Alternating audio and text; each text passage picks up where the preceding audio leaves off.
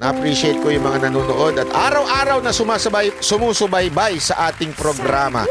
Thank you very much. At ngayong araw na ito, uy, grabe itong mangyayari na ito, ha? Grabe itong pangyayari na ito. Bakit to? Kasi kahapon lang, di ba, pinagre-resign natin yung pinuno ng OTS, yung security ng airport, di ba? Pinag-security yung OTS, pinagre-resign natin ngayon. Aba, pinagre-resign din ni Romualdez. At grabe. What? Oh, panoorin natin to, ha. Dalawa kasing nangyari. Yung gabi, unang balita, pinagre-resign siya. Pumalag pa siya, eh. Sabi niya, bla bla bla bla. Tapos ngayong gabi lang, nagbigay na siya ng courtesy resignation. Dahil daw, siya iniipit ni Romualdez. You serious? Grabe, no? Diktador si Romualdez. Oh, diktador ng tao na yun. Oh. Panoorin natin to, ha. Oh, ito muna yung news ng maaga. Ito yung primetime news, alas 7 ito, panoorin. Pinagre-resign ni House Speaker Martin Romualdez si Office of the Transportation Administrator Mao Aplasca. Bumalag naman dyan si Aplasca. Nasa frontline na balitang yan si Gerard de la Peña. No-show si Office for Transportation Administrator Maria O. Aplasca sa budget hearing ng Department of Transportation sa Senado. Binasa na lang ni OTS Deputy Administrator Jose Briones ang sagot ni Aplasca sa panawagan ni House Speaker Martin Romualdez na courtesy resignation. Sabi kasi ni Romualdez, tila may nananabotahe kay Transportation Secretary Jaime Bautista. Banta pa niya, haharangin ang pag-aproba sa budget ng OTS. Sabi naman ni Aplasca, nagtataka siya kung bakit siya inaatake, gayong wala siyang ginawa, kundi linisin ang kanilang hanay. Ang mga korap din niya na opisyal ang dapat mag-resign. Giit pa niya, responsibilidad niya ang OTS. Sabi niya, eto, ang tindi ng niya, ang tindi ng banat niya. I have done nothing wrong, but to cleanse our office with corrupt officials. Why am I now being attacked for going after corrupt officials? Oh, no. Mukhang may pitik, ah. Di ba? Mukhang may pitik. Sana lang, ha? Sana lang talaga, seryoso yung batikos ni Romualdez. Ang problema ko kasi dito ay ito. Baka mamaya pinagre-resign siya kasi may ibang planong ilagay. Posible yun. Hindi kaya may ino-operate din ito para may mailagay sa pwesto itong si Romualdez? O di kaya naman kasi sabi ko nga, kung meron mang pwede magpa-resign sa kanya, yung DOTR secretary. Wala ring bayag yung DOTR secretary. Kailangan pang humingi ng tulong kay Romualdez para pag-resignin. Diba? Isa pa nga, ang dito, bakit hindi yung DOTR secretary ang mag-resign? Yun ang pinakapinunot, ang daming kapalpakan. Diba? Hindi lang naman, alam mo, isa lang itong kapalpakan, itong sa airport at itong OTS. Pero marami pa ho dyan. Ano ho ba ito? Inililigtas nyo ho ba si Secretary Bautista? Hindi, yun na ang tanong dyan, di ba? Romualdez, inililigtas mo lang ba si Secretary Bautista dahil ikaw ang nag-refer kay Bautista na bilang maging secretary ng DOTR? So para hindi mabatikos yung secretary, kailangan may scapegoat ka. At sino yung naging scapegoat mo? Itong mama na to, yung pinuno ng security sa OTS. Hindi, di ba ho? Kasi pwedeng ganyan Malamang, alam naman natin, ito, sa tingin ko naman ito, gusto ko mag-resign ito because accountability. Not because of corruption, not of anything. I don't think he's corrupt and there's nothing to be corrupt doon sa loob.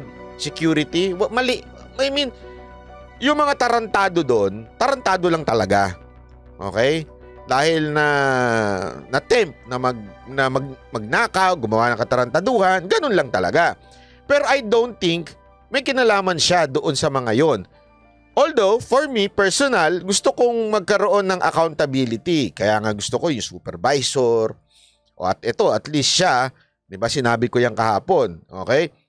But gayon pa man, in terms of merong malaking kapaki-pakinabang, ay hindi siya. Ang pinaka may malaking pakinabang, tandaan natin, DOTR. Kung maaalala nyo yung panahon ni Pinoy, yan ang isa sa mga masasabing ginawang gatasan ang DOTR. Kaya nga 'di ba palpak yung mga nilagay na kung ano-anong iba yung release doon sa bagon. Puro ganun. Kaya nga nag-overshoot, 'di ba? Kaya nagkapalpak-palpak yun doon. Kasi ginawang gatasan ng DOTR. Yun ang ibig sabihin, talagang yung DOTR secretary malaki ang posibilidad na kumita kung siya ay corrupt. Hindi ko sinasabing si Secretary Bautista ay corrupt, ha? Pero ang tanong dito, sa sobrang dami ng kapalpakan, hindi lang sa airport, maging sa LTO, maging sa LTFRB, at kung ano-ano pang kapalpakan na hindi naaayos, bakit tila ginawa lang itong scapegoat para lang matigil na yung issue ng kapalpakan pananagutan ng pinakapinuno nila. Naintindihan natin? Kasi ngayon, since ito na nga nangyari, nag-resign. Eventually ito, mamaya papakita ko natin sa news, nag-resign siya. So, doon na ba tumitigil yung problema ng DOTR? Ano sa tingin ninyo? Ako, I don't think so. Ng kanilang hanay, ang mga korap din aniya na opisyal ang dapat mag-resign. Giit pa niya, responsibilidad niya ang OTS. Hindi rin aniya tamang ipahiya siya at ang mga kawani ng OTS gamit ang maling impormasyon. Sagot naman ni Secretary Bautista. May mag-uusap kami, no? Siguro dapat tingnan din natin yung kanyang position, ano? Maraming mga insidente. Alam mo, sir, ikaw dapat ang mag-resign. Ang dami ng kapalpakan ng ahensya ninyo, eh. Di ba? Huwag niyong gawing scapegoat yung sa OTS. Kasi nangyari na rin. Nakalib si Aplaska na nagulat daw. Sabi nito, ibig sabihin malakas si Bautista kay Romualdez, ginaya pa yung dahilan ni Katap. Malamang. Malamang. Baka nga baka nga ang batayan ni Romualdez. So tinulungan ni Romualdez yung bata niya na maligtas sa mga kapalpakan. Kaya, 'di ba? Kaya inilagay itong kaya binigyan ng butas, ika nga. Yung kapalpakan nagkaroon ng escape, 'di ba? Nanayari. Ito ngayon na nanayari. Panawagan ng House Speaker, ipinagtanggol din siya ng OTS. Nang malagay daw si Aplaska sa pwesto noong Hulyo, nasolusyonan niya ang ilang problema, kabilang na ang atrasadong sweldo ng mga tauhan. Gayon din ang umano'y padulas para matanggap sa ahensya. Pero ako kasi ang pinakamali nito sa ito, kung sana naging mas stronger kayo, sir, hindi sana naging ganyan. Kaya naman dumami yung kapalpakan because you were so soft.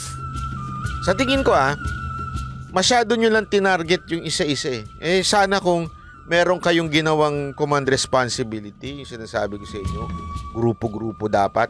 Kung sino yung naka-assign na mga tao doon, supervisor, o sino mang OIC at that time, kasama sa masisibak, makakasuhan because of command responsibility.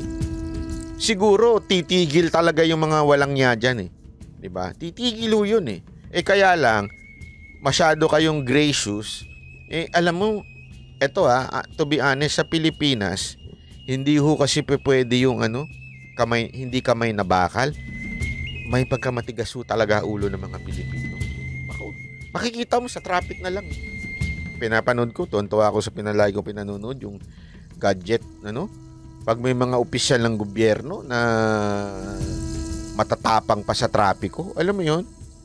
Yun na nga lang eh. At saka yung grabe ang mga kababayan natin pagdating sa traffic, parang Para tayong nakikiusap sa kanila, huy, pakisunod na lang yung batas, ha?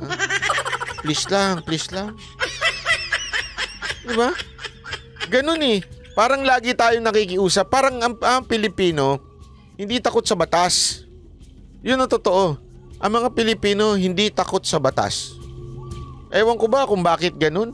Tapos pagka tinaasan mo yung penalty, tinindihan mo ang penalty, bigla may magsasabi, ano yan eh, anti-poor yan. Anti-poor yan. Oh. Si Libaya naman, doon sa road rage, kesa nakundinahin yung road rage, alam mo sinabi niya, sinisisi niya pa si Fiscal EJ. Mamaya pag-usapan natin yan. Ha? Ang DOTR naman, sinabing halos 70 kaso ang iniimbestigahan nila. Nasangkot ang mga kawani ng OTS. 19 naman ang nasibak simula ng Hunyo ng nakaraang taon. Sa ngayon, gumugulong pa rin ang investigasyon sa 4 na kawani ng OTS na sangkot sa pagnanakaw ng $300 sa isang pasahero sa NAIA. Ang babaeng screening officer na lumunok ng pera, contract of service raw mula pa 2016. Administratively, tapos na yung kaso no? Siyempre, we'll just have to follow yung tinatawag natin na yung tamang proseso. Si Senator Grace Poe, nababahala na sa mga pagnanakaw sa NAIA. Naiintindihan natin, may mga kababayan tayo na matitindi ang pangangailangan. Pero pagdating sa trabahong ganito na sensitibo, kinakailangan ay mapapagkatiwalaan sila. Nag-uusap na raw ang DOTR at Budget Department para madagdagan ang mga plantilla o permanent positions sa OTS para sa mga screening officer. May babaguhin din daw sa hiring procedures ng OTS personnel. Nagbabalita mula sa Frontline, Gerard de la Peña, News 5. Mga kapatid, Julius Babaw Ayun. po. Huwag maging huli at maging Ayun na nga. So, yun na nga po yung Ayan. So, ito naman yung bagong news. Okay? Yung update. Ito na. Nag-resign na ho siya. Samantala, nagbitiw sa pwesto si Office for Transportation Security Administrator Mau Aplasca. Sa kanyang sulat kay Pangulong Bongbong Marcos, sinabi ni Aplasca na naghain siya ng courtesy resignation matapos ang pahayag ni House Speaker Martin Romualdez na haharangin niya ang pag-aproba sa budget ng OTS kung hindi magbibitiw si Aplasca. Kaugnay ito sa mga hindi raw niya napigilang kontrobersya sa OTS, kabilang ang tauhan nilang nahulikam na may isinubungang sa NAIA matapos nang mawala ng $300 ang isang pasahero. Gayunman git ni Aplasca, wala siyang ginawang mali. Naglunsad lang daw siya ng tapat na kampanya laban sa katiwalian sa lahat ng paliparan sa bansa. Hindi anya titigil ang OTS sa paglilinis sa kanilang hanay. So, ayun na. Nag-resign na siya.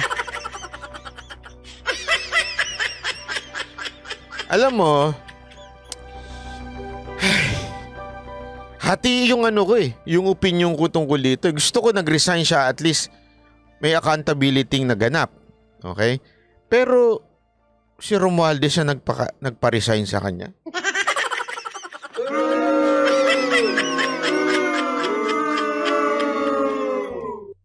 Pag nasasangkot ba sa issue, pinagre-resign?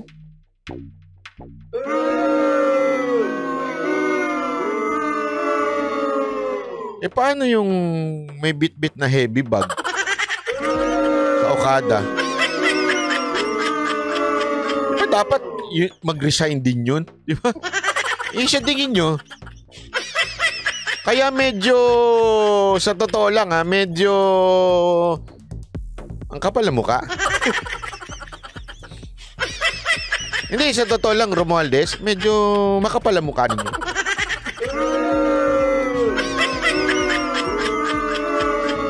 Sa dami-dami ng pagre-resignin ang magsasalita na mag-resign, kayo pa. Diba? Siguro, kung iba, pwede eh. May masasabi ko pang okay sana eh. Pero kung kayo, parang the least na may parang may karapatan, pinakawalang karapatan na magpa-resign, parang kayo yun.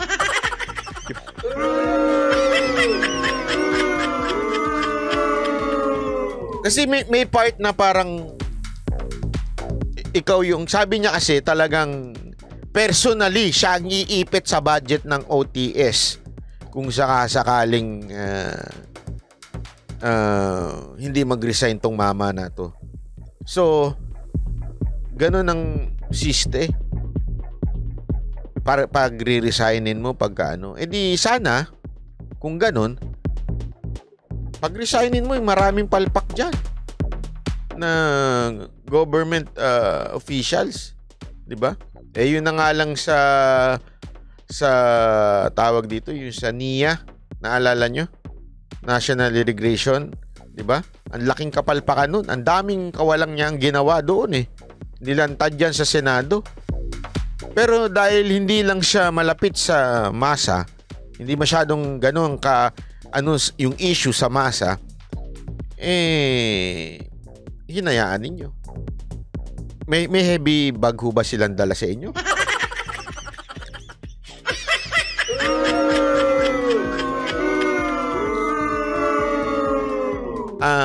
Yung tinakasan ho ba ng preso, hindi nyo ho pagre-resignin?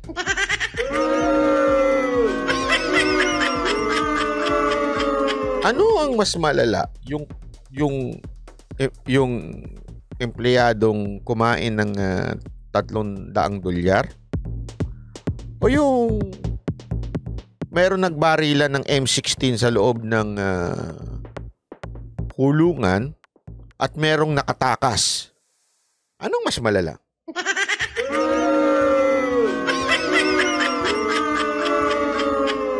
Tapos isipin nyo, ha?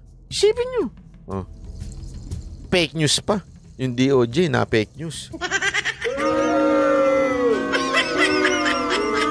So I think if sincerity is the issue here, I don't think yung sinabi ni Remulla ay pagiging sincere. Maybe kaya nga nung iniisip ko, nung binabasa ko yung mga sitwasyon, wala naman kasing korupsyon eh. Sa tingin ko talaga walang korupsyon. Yung hindi corrupt yung mama sa OTS, hindi corrupt yun. Ang the only issue sa akin is accountability. Accountable siya doon sa mga tao niya. Yun ang pinaka-issue. Doon kay Katapang,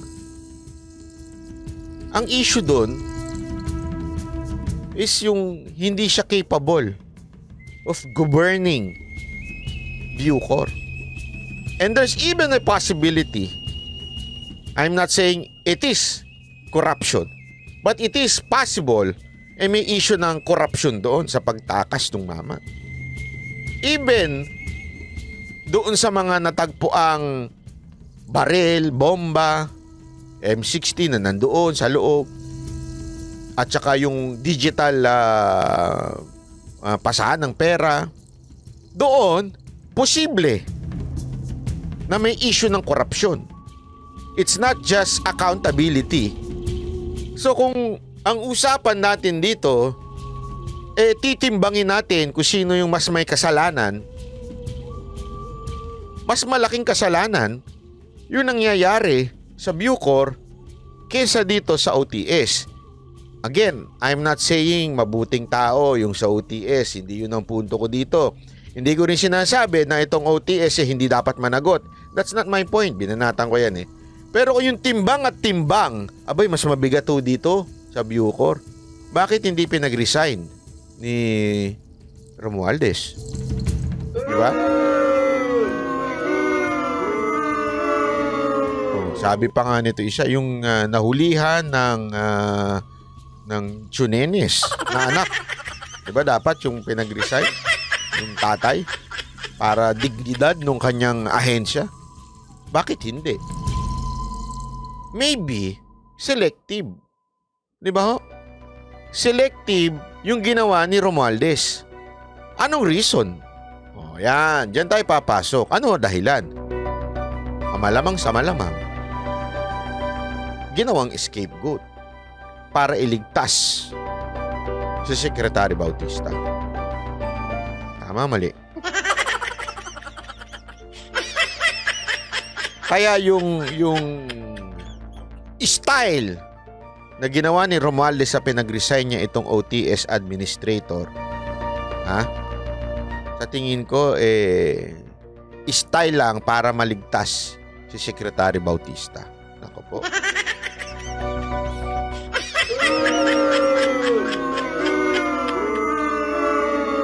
Hindi, sa akin lang ha. Sa tingin ko kasi kung isipin nyo maigi ng malalim kung bakit siya tumawag ng resignation dito. For all the kapalpakan ng mga ahensya ng gobyernong mas malala. Di ba? Hindi ko naman sinabing wag niyang tawagan ng resignation yung OTS. Pero kung tinawagan mo yung bakit yung ibang mas palpak, mas mabigat ang issue, hindi niya tinawagan. Di ba? Hindi niya tinawagan na mag-resign. Bakit siya nang pinag-resign lang? Naku po.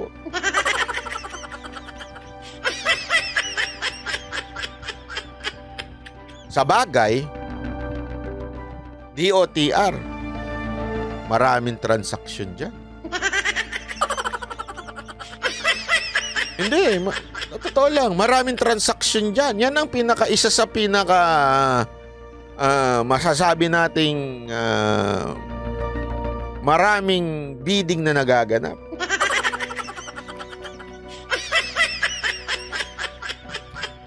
Sa akin nga, kung siguro pinag-resign niya si Secretary Bautista, baka maisip ko pa na okay yung ginawa niya. Kaya lang, nako, parang nililigtas si Secretary Bautista.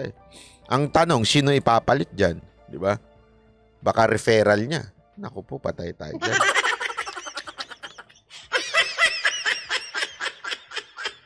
Kaya, ano lang tayo, mag-obserba. Kasi alam nyo, sa totoo lang, alam mo naman sa Pilipinas, kakaiba talaga ang mga opisyal natin. Ha? Yung mga...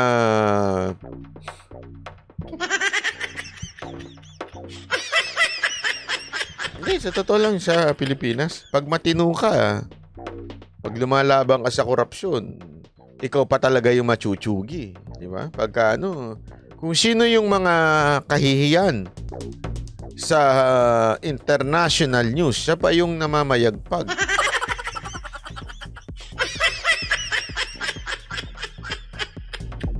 Diba? Ewan ko lang ha.